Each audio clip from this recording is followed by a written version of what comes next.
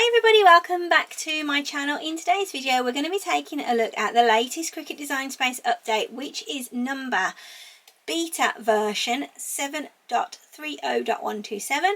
If you are using beta, then you can find this update on Cricut Design Space right now.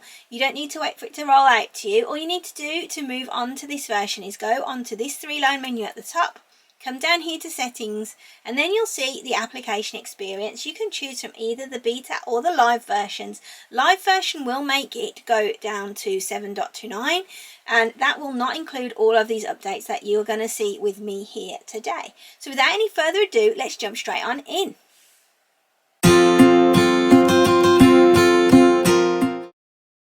This is the new landing screen that you're going to see when you first open Cricut Design Space version 7.30. And as you can see straight away, there are a few changes that have been made to the layout of this screen in front of us. On the left hand side now, we have quite a few different menus there that we can click on, which are basically shortcuts. So you've got the Discover menu here, which is this whole screen that you see here now. And this Discover menu covers all of the new projects that you can find on here that are on Cricut Design Space. It gives you access to all the learning videos. This is how to etch glass. I've got a video on this which I'm going to link above for you because you might want to watch that as well. Going down a bit further, we've got seasonal projects that are available on here, especially for Easter. It's Easter coming up soon, and these projects are really cute and something that you might like to make with your Cricut machine. Next, we've got trending on social, community projects, featured images, new projects, and then we've got new images and stuff like that are down here. At the bottom, obviously because it's Easter coming up, as I said, we've got the Easter egg holders, and these are always really popular. So you could make these for cream eggs, or you can make them for Kinder eggs in the UK and all that sort of stuff. And as we keep scrolling down, there's lots of other projects and information on here that you might find useful. So I'd always recommend taking a quick look at this screen every now and again and just seeing what's new and what has been added to Cricut Design Space. The next menu down is My Stuff. That's going to take you to your projects, things that you've made recently, things that you have saved in your projects. Then we've got the Cricut Heat Guide, which actually does take you across to their website, and you can then choose what materials you're using and what base material you'll put it onto. It's then going to tell you what you need to use for your heat settings if you are using HTV. It's a really useful one to have, and I always refer to the Heat Guide. You can actually make this into Celsius if you want to as well. Then we've got Cricut Learn, which again takes you to their website, takes you to all of their sort of YouTube videos on things that you want to learn about on Cricut. Then at the bottom, the last thing that we're going to look at is the shop. That takes you over again to the website, to the shop, and it just shows you everything that they have got for sale in there. So if we click on new projects here today, I'm going to show you the latest new feature in Cricut Design Space, and this is the warp feature. So do you remember many years ago, when probably I was a child, which is a long time ago thinking about it,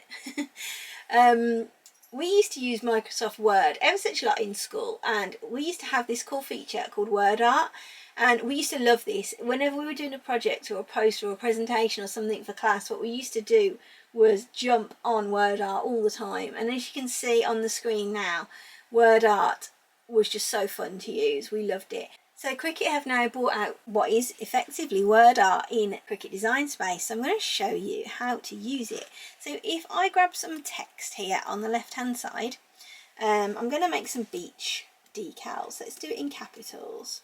Okay, so I've got the word beach on the screen. What I need to do is go to the font menu, and I want to use Retro Cookie, and I should have it on here.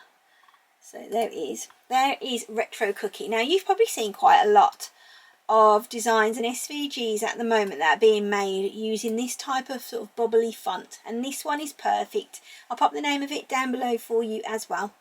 So once we've got our text on the screen, if you just come up to the top and click on Warp, this is the warp menu. It does tell you that you've got the beta version of it on here as well. Then you've got all of these different stripes which are showing you the different designs that you can make using this. Now my favourite one, and I think one that has been used a lot, with other designs of SVGs is number 11. This is the one I think that you're going to see the most of, and you can see how that works there. It makes it into like a wave. So what I'm going to do for this particular one is duplicate that 3 times.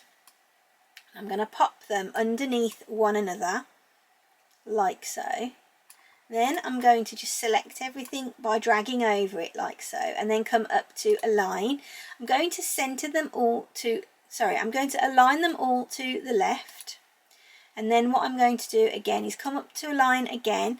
I'm going to click on distribute them horizontally and distribute them vertically, and it will make the fractional difference to it when you do it like that. But now that is all in line, so we can now group those 3 words all together. We can now come up to the top and change the colour of that, so we can make it yellow. And then I'm going to get another text box, and I'm going to write vibes only, and then I'm going to change the font of that one to one that is called bikini.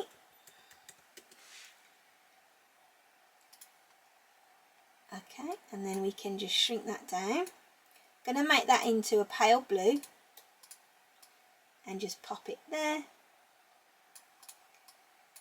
and group that all together. And there's your first design that you could make with this.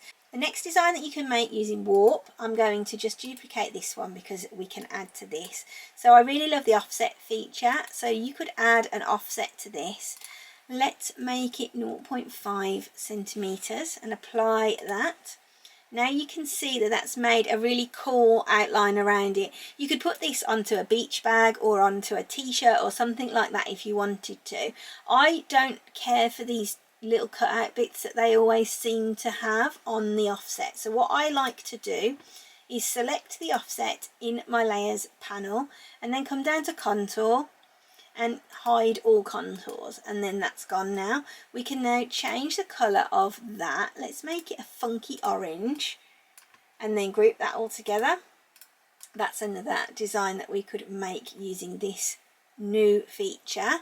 Then let's go into images and let's type in beach.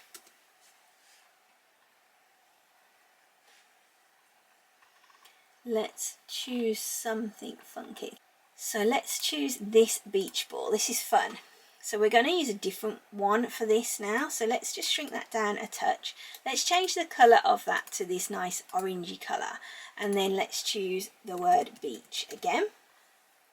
I'm now going to change that font as well to be the same one as before, so the retro cookie.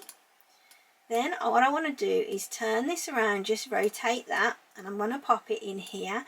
But what I want to do is make it so that it's narrower at this end and it gets bigger.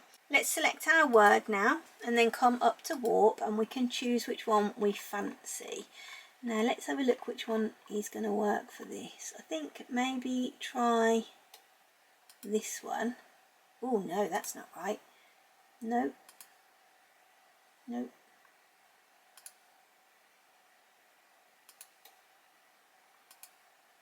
Part of the fun is just trying them and seeing what it comes out. That's the one I want, but it doesn't look like it says beach now, does it? So let's double click in there. And what I'm going to do is just put a couple of spaces at the top there, and then, oops, not a whole line. Let's just click off that. There we go, that works better. We could do the same again. Let's put another space in and see what that comes out like now. Let me just put one more space in and then click away and see how that works. That's better. Look at that. That's cool. So if you find that it's squishing up your letters at the very start, what you need to do is just put a few spaces in there. You can see them if I double click back into it. You can see I've got 3 or 4 spaces there now, but that has allowed that font to be a little bit more spread out. Let's change the colour on that again. Let's make it this nice red colour. There we go, and we can group it and then put that one up there. The next design I'm going to show you how to do could be used for making logos to go on t-shirts or anything like that, like a bag, or if you wanted to put like a breast pocket image, this would work really, really well. So let's choose this image, which I will give you the image codes for down below in just a moment. going to add that to the canvas. I really love this image, it's so lovely. What I'm going to do now is grab some text, and I'm using the font Banana Shake, and I'm just going to write vacation, and then I'm going to grab another text box and write station. Let's pretend this is the name of a beach bar called the Vacation Station. Then let's come over here, and what we want to do is just change the colour of your text to be whatever you want it to be. I like the blue. And then we're going to put that there, and what we're going to do is come up to warp, and I want it to bend over the top of there, so let's choose number 5. Now you can actually adjust how pronounced the warp is as well by using this sliding bar here. So if you pull it to the right, it's going to make it even more bent. If you pull it to the left, it's going to straighten it out and then maybe go slightly the other way, but with this one it's just made it completely straight again. So let's go to about 75. There we go, 75. That looks good. Then let's go to station, and we're going to do warp again, but we want to go in the opposite direction, so number 6 is going to work for us. I'm going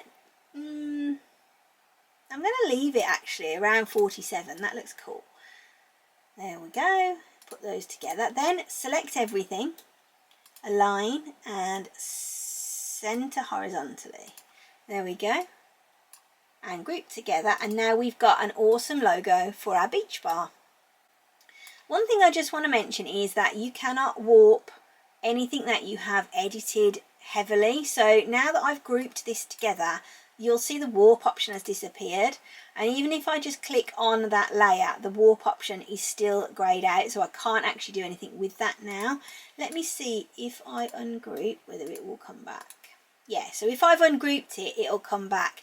If I have completely ungrouped that before wanting to do anything with it, it won't let me do the warp again. So if I was, say for instance, to just have the word text on the screen, I ungroup it and I'll move around some letters, change a few things, there we go, made it like this, I've made some adjustments, I've grouped it back together. Even though it's text, it won't allow me to use warp anymore because it just can't work out what you want to do with it. And even if I ungroup it again, it's still not going to let me warp that, you see. So that's something to bear in mind. So don't heavily edit anything until you've done your warps. Another design that you can make is one with multiple words, and then you can actually use several different types of warp in your text. So let's again grab a text box. What I want to do is type each line of my text separately so that I can use each one individually and warp each one without having to ungroup or mess around too much with the formatting of my text. So I'm going to write sunny rays, and then I'm going to write and then I'm going to write happy days. Okay, so I'm going to bring those all down to here. So what I'm going to do is warp these, and what I want to do is choose, I think, this one. Let's put it up there. Let's move all of, oops, I didn't group that, did I? Whoopsie. Let's group that together. I'm just going to move all these out the way so that we can concentrate on this one. And I'm going to put them all over this side, and the reason I'm putting them there is so that I can actually see what the warp is doing to my design. So let's have a quick look. So I've got number 13 at the moment.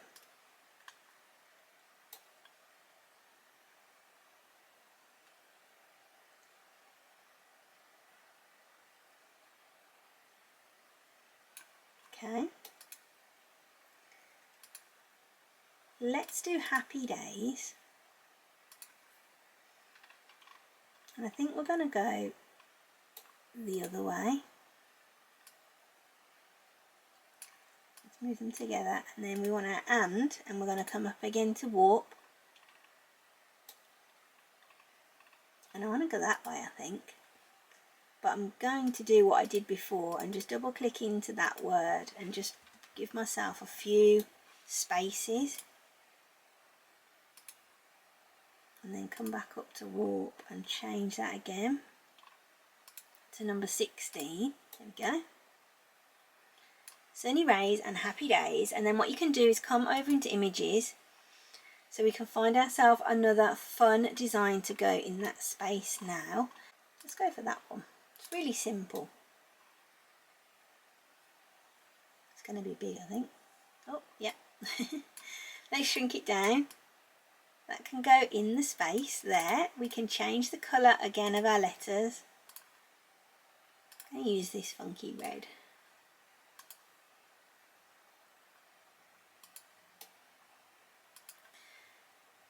The problem I have found is that once you've got quite a lot on the screen, as you can see, it's not changing my colours the way I want it to. It seems as though it needs to sort of catch up almost, and this is part of it being a beta item. You may find that all the time that you're using it, it might work perfectly, and then the next time you come to use it, it won't work anywhere near as accurately as you wanted it to. I'm just going to line these all to the left and then put that a bit further over and group all that together. There we go, look at that. These are such fun designs. The opportunities with this are endless, really. You could do so many different things. It's such a fun addition to the software, so I hope that you're going to enjoy this and have a real good mess about with it. Don't forget that if it doesn't work, like I just said, just keep trying. A couple of times I've had it come up where I've gone over to it to go onto the warp, and it's come up with a message saying that I need a subscription, but I have got one, so it was a bit weird that I got that message. But then if I clicked on try it, it said, oh, you've got a subscription, so it's all good. So just bear that in mind. The only downside to the warp feature is that it is a Cricut Access item, so that does mean that you have to have a subscription in order to be able to use it. I have a Cricut Access subscription because I use so many of the fonts and the images and stuff for work, so it's worth it to me. But you can always get a 30-day trial and give it a go and see what you think. Let me know in the comments down below what you think of this new warp feature and what projects you've made using it. I really hope you found this video to be useful and that you've enjoyed it. So if you have, don't forget, drop me any questions or comments down below, and maybe consider subscribing to the channel for future videos coming soon. Have a brilliant week, take care of yourselves, and I'll see you soon for another video. Bye!